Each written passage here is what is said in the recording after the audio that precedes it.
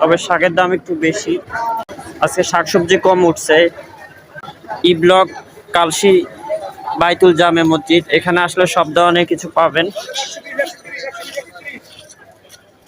ডিম 130 ডজন।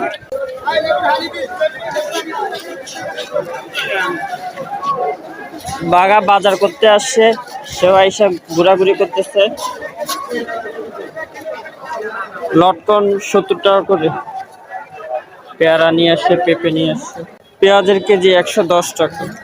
পাশের ছোটগুলা 5টা 10 টাকা, 5টা 20।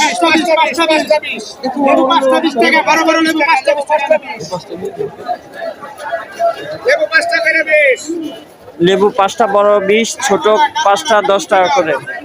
লেবুর দাম অনেক সস্তা।